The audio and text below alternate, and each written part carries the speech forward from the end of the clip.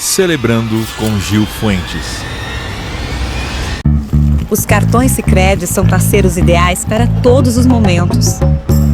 Uma viagem incrível. Realizar um sonho. Um desejo do dia a dia. Cartões Sicredi, com você em todos os momentos. Abra sua conta e peça já o seu. Sicredi é ter com quem contar. Sicredi é ter com quem contar. Eu convido você para no dia 5 de março, às 19 horas, estar lá na Assembleia da Sicredi Progresso, na cidade de Suzano, Suzano Futebol Clube, Suzaninho, onde o presidente Catani estará aqui presente. Ele já esteve comigo aqui e os diretores também já estiveram aqui, o gerente regional, o gerente, enfim. A trupe do Sicredi passa por aqui direto e essa assembleia é muito importante, você é meu convidado. Você pode entrar em contato comigo, querendo estar presente, não precisa ser correntista.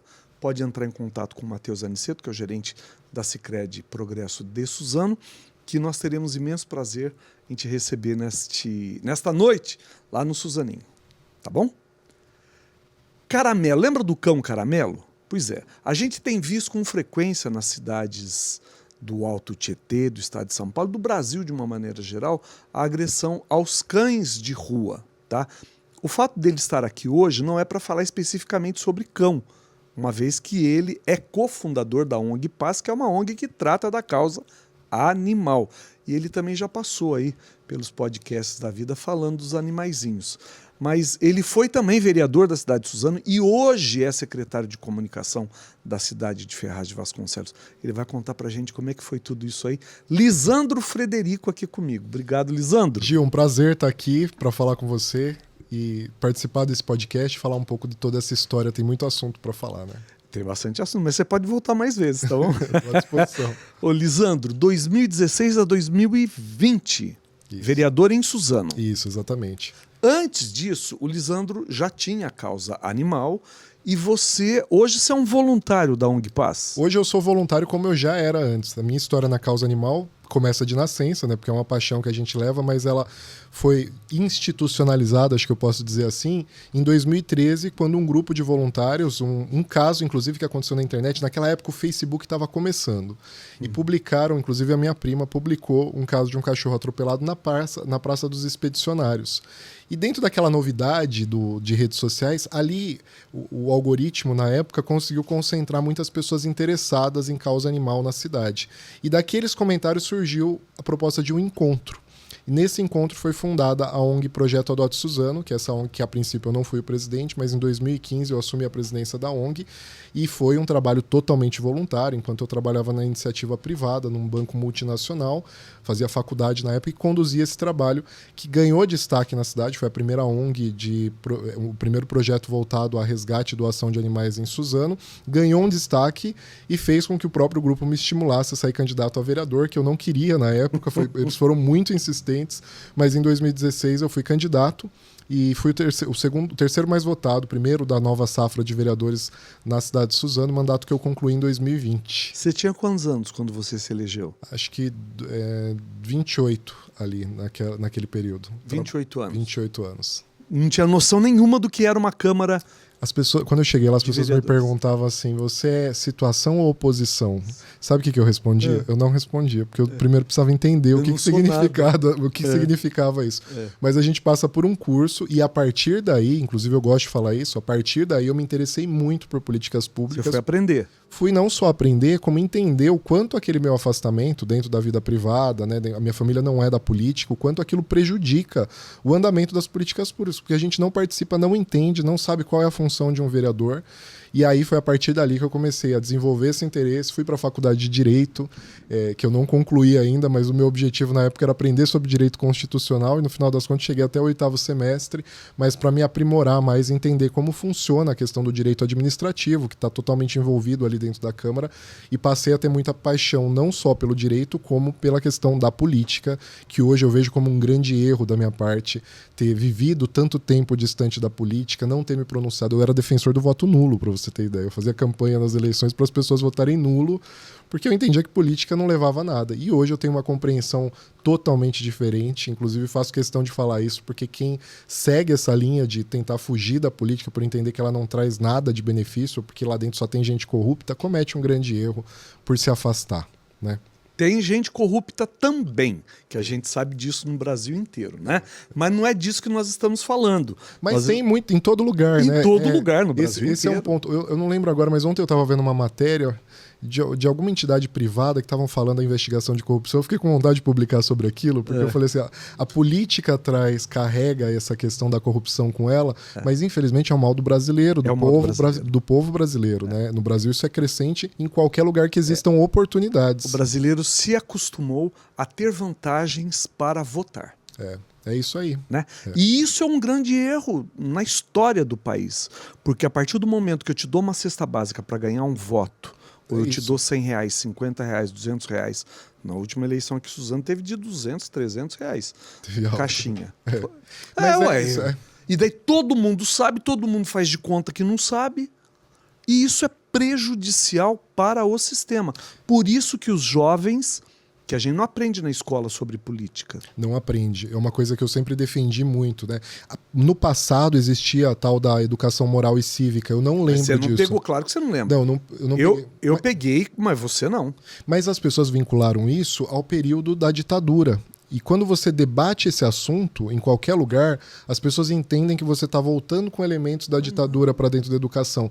E não é isso. Foi o que eu sempre defendi. Eu falei, discutir educação moral e cívica é o básico que a gente precisa levar para as crianças para compreenderem. Eu saí da escola, Gil, sem saber qual era a função de uma Câmara. Né? Qual o papel, a divisão dos entes federativos. Mas não é você, papel. Ninguém sabe. Pois é. Ninguém sabe. Isso é muito triste. Confundem legislativo com executivo. O executivo, vão na prefeitura pedir coisas que não competem, vão à Câmara pedir ao vereador coisas que competem ao prefeito. É isso Por quê? Porque as pessoas não têm esclarecimento em relação a isso. Exatamente. O judiciário também, né? Hoje em dia tem uma cobrança em cima do judiciário e a gente fica falando, as pessoas fazem pressão para o judiciário tomar uma determinada decisão e fala, o judiciário tem que trabalhar na base da lei.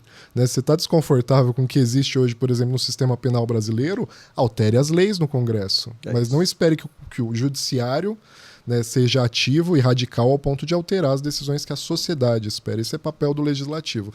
Mas é muito difícil fazer esse debate num país como a gente está hoje. Mas o ponto positivo é que tem muita gente boa na política. Senão as coisas não estariam funcionando. Eu também acho. Só que essas ganham menos destaque. Isso não é o que a imprensa gosta de cobrir. O que chama atenção é sempre esses outros pontos negativos. É isso aí.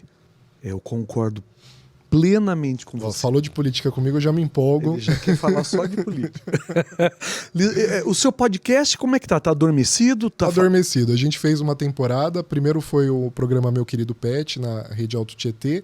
Depois a gente fez o Meu Querido Pet, que foi num estúdio privado aqui em Suzano. Foi um trabalho muito legal. Não, o segundo não chamava mais isso. Não, ele chamava Pet Papo. Pet Papo. Papo. Isso ia pro YouTube, ia pra Spotify, pro Deezer, né, para as pessoas ouvirem também. E o objetivo desses conteúdos era trazer um trabalho mais técnico para falar com alguns especialistas voltado para a causa animal e esclarecer assuntos que envolvem causa animal, que envolvem política também. As pessoas às vezes têm dificuldade de entender qual o papel da política dentro da causa animal.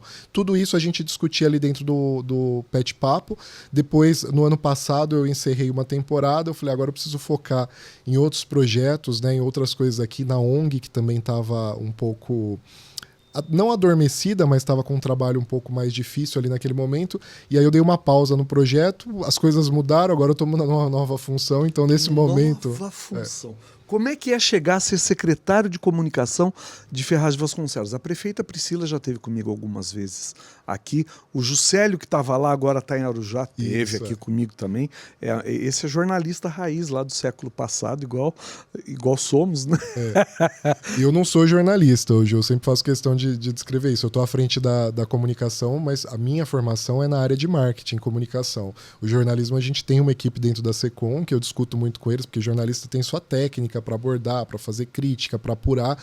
Inclusive lá quem entrou no lugar do Juscelio é a Maria Cristina Gomes, que é a A esposa Cris, do ela Edgar. esteve aqui comigo, ela Isso. lançou um livro recentemente. Eu Isso. tô com um livro dela aqui. Cris está nos ajudando muito lá. Ela assumiu a coordenadoria executiva. Jornalista da secretaria. raiz também. Ela é jornalista raiz. Ela saiu do núcleo de jornalismo da SECOM para assumir a coordenadoria executiva. Mas a gente divide muito e eu conto muito com ela porque o olhar do jornalista é muito apurado. O meu é mais voltado para a área da comunicação no geral, área do mais marketing. No sentido de tentar inovar e trazer para a prefeitura, através da SECOM, uma comunicação mais clara para um tema que, como a gente falou aqui, é difícil engajar as pessoas a entender políticas públicas, a falar dos programas que existem na prefeitura. Ferraz é uma cidade que cresceu muito em termos de políticas públicas agora na gestão da prefeita Priscila Gambale, e o desafio é esse, é levar essas conquistas da cidade, algumas conquistas que até diferenciam a cidade dentro do circuito do Alto Tietê, comparado com outras cidades, é diferenciá-la, mostrar para a população, tentar trazer orgulho para as pessoas entenderem que elas estão numa cidade que está ativa, que está atuando constantemente com grandes obras na cidade, e tentar fazer o povo de Ferraz trazer orgulho de novo para a cidade, que era uma coisa que estava adormecida. E teremos a Festa da Uva esse ano de novo, porque a Ana Rosa esteve aqui, Ana Rosa secretária de Cultura, que foi minha amiga, foi minha sócia, é minha amiga, enfim. E esse ano teremos. Teremos, isso é uma programação que a Cultura faz, é conduzido sempre pela Paz da Cultura. Inclusive eu tive a oportunidade de trabalhar já pertinho da Ana Rosa agora no Carnaval que aconteceu em Ferraz de Vasconcelos. Foi o retorno do desfile depois de 13 anos que a cidade parou de realizar os desfiles de escola de samba. E um ponto muito interessante, que eu já gostava de carnaval, mas com a Ana eu fiquei ainda mais apaixonado porque ela se envolveu com as escolas, ela resgatou aquelas escolas. Eu fui em algumas escolas para ver a construção, porque a comunicação, a SECOM tinha esse papel, né, de cuidar da parte de comunicação desse trabalho, desse projeto que foi feito, e foi muito motivador, principalmente no evento que a Ana estava lá, as escolas entrando, brilhando muito, a vontade daquela população que trabalhou e ficou esperando 13 anos para poder voltar para as ruas, trouxeram muita cultura. Eu achei que foi muito positivo. As escolas estavam bonitas e isso foi só praticamente um teste. Ela te falou isso, né? Foi um negócio pequeno. Agora vai ser trabalhado para o ano que vem, fazer um trabalho ainda maior com as escolas de samba, porque foi algo muito positivo. E foi a única cidade do Alto Tietê que teve carnaval de rua. Desfile de escolas de samba, sim. Desfile de escola de samba, sim. Isso, foi a única. E é muito legal porque a população é carente, né? Eu gosto, eu sinto uma falta.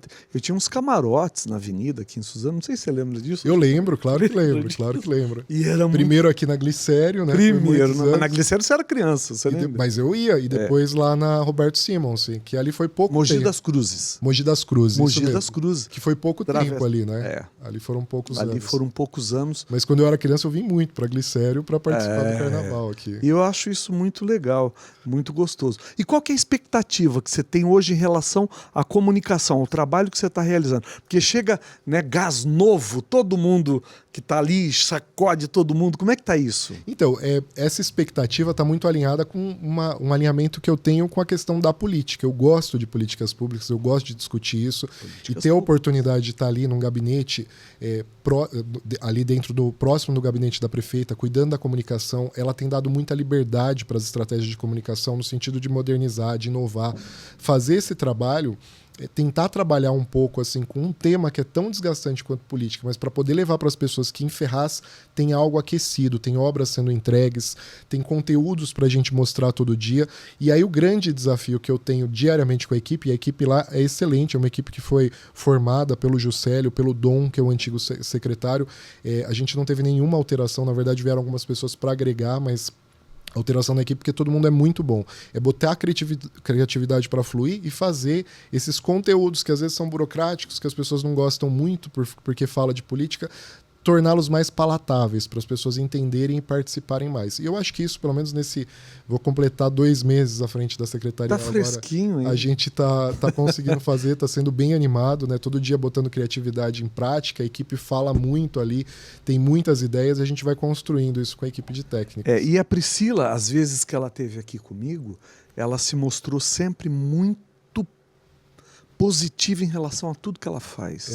Ela é, e eu acho que esse sentimento dela está muito embasado no crescimento da cidade, né? A gente está falando de uma cidade que, quando ela pegou, tinha uma dívida de mais de 800 milhões, quase 800 milhões em dívidas herdadas do passado.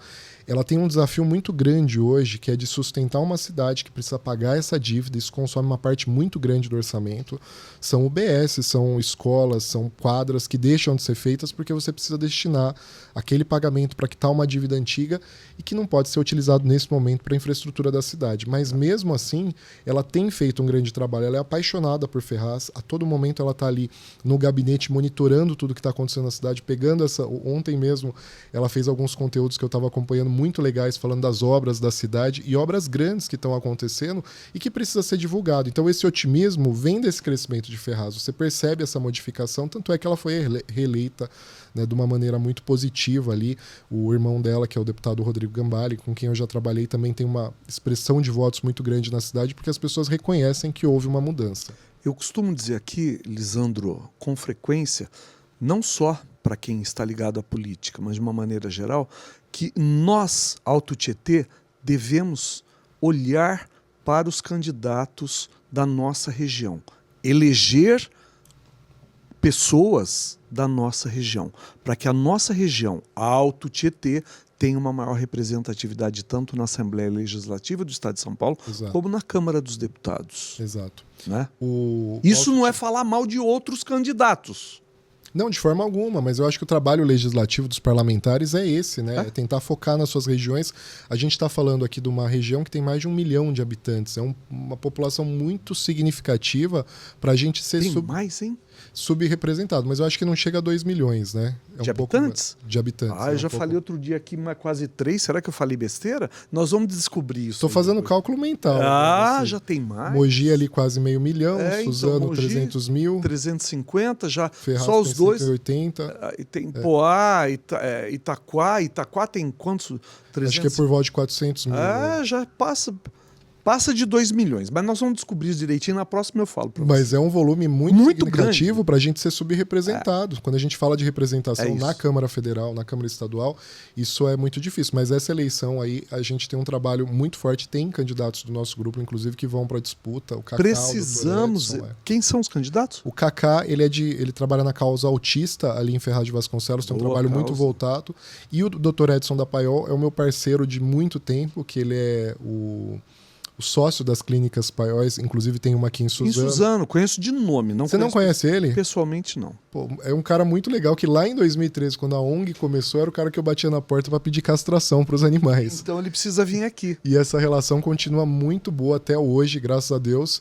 A gente, numa parceria, ele ajuda muito a ONG, a gente faz um trabalho muito forte em cima disso. Muito legal. Ó, o Lisandro...